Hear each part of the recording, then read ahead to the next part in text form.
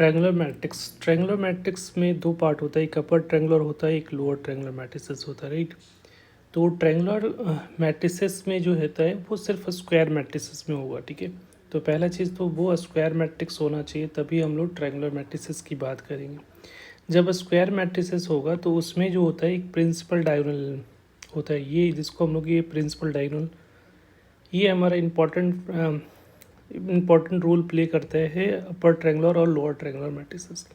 तो ये principal diagonal जो होता है इसको मैट्रिसेस को दो इक्वल पार्ट में डिवाइड करता है, एक अपर पार्ट में और एक लोअर पार्ट में।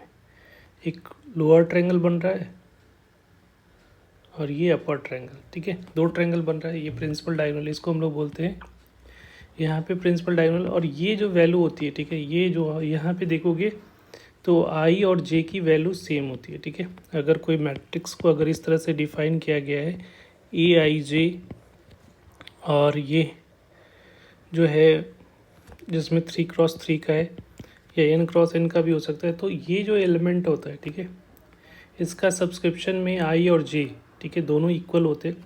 ऊपर वाला पार्ट का अगर देखोगे ये वाला पार्ट में, तो देखो फर्स्ट पोजीशन आई का होता है, तो आई जो है लेस देन जे, ठीक है। अगर लोअर वाला पार्ट की बात करेंगे तो यहाँ पे जो होता है, यहाँ पे अगर देखोगे तो आई जो है वो ग्रेटर देन जे, ठीक है। तो अब यहाँ पे हम लोग जब डिफाइन करते हैं अपर ट्रायंगुलर मैट्रिसेस, तो अपर ट्रायंगुलर किस में होता है, स्क्वायर मैट्रिसेस में होता है। तो इसको इस तरह से लिख सकते हो, in a square matrix if all the elements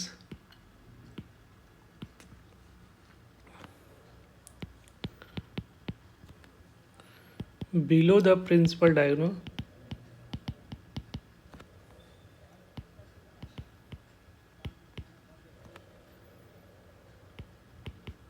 zero, जो प्रिंसिपल डायगोनल के बिलो का, नीचे वाला पार्ट का, इस वाला पार्ट का अगर सारा का सारा एलिमेंट हो जीरो हो जाएगा, इट इज़ नोन एज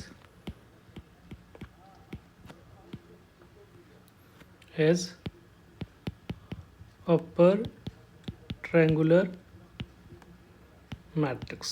तो इसको हम लोग अपर ट्रायंगुलर मैट्रिसेस बोलेंगे। जैसे फॉर एग्जांपल यहाँ पे अपर ट्रायंगुलर मैट्रिसेस का होगा 1 2 3, यहाँ पे 0 4 5 0 0 और ये 6, ठीक है। तो ये प्रिंसिपल डायगोनल यहाँ पे हो गया, ये जो है ये प्रिंसिपल डायगोनल है, इसके नीचे का सारा का एलिमेंट ज़ीरो होना चाहिए। ऊपर से क्या कंसर्न नहीं है हमारा, इम्पॉर्टेंट है कि इसके नीचे का सारा एलिमेंट ज़ीरो होना चाहिए, ठीक है। तो इसको इस तरीके से भी डिफाइन किया जाता है कि कोई मैट्रिसेस जो है, अगर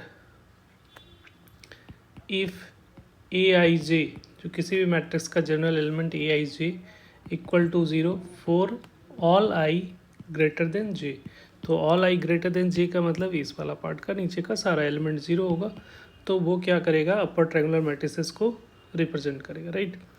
उसी तरह से लोअर ट्रायंगुलर मैट्रिसेस की बात कर लेते हैं। तो ये भी क्या लिखोगे, in a square matrix if all the element, ये बिलो था तो लोअर में अपर हो जाएगा, ठीक है, उल्टा होता है।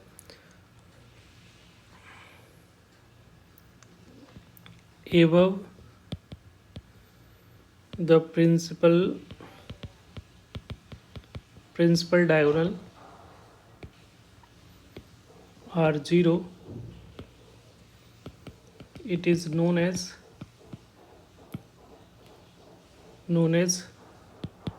lower triangular matrix. तो उसको हम लोग क्या बोलेंगे, लोअर ट्रायंगुलर मैट्रिक्स बोलेंगे। तो यहाँ पे जो है लोअर ट्रायंगुलर मैट्रिक्स हो गया। इसका एग्जांपल अगर देखोगे तो ये एग्जांपल ले लेते हैं। तो इसमें क्या होगा कि जैसे ये नीचे वाला एलिमेंट जो होगा 2 0 0 5 4 0 3 2 1, तो यहाँ पे ये प्रिंसिपल डायगोनल जो एलिमेंट है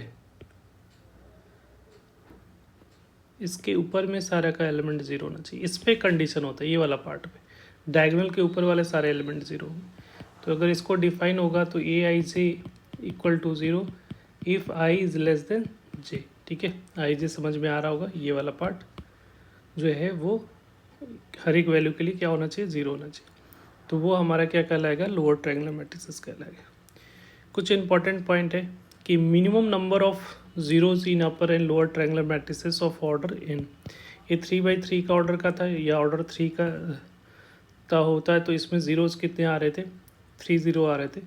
तो यहाँ पे जब n क्रॉस n का अगर होगा, ठीक है, तो मान लीजिए सपोज यहाँ पे A11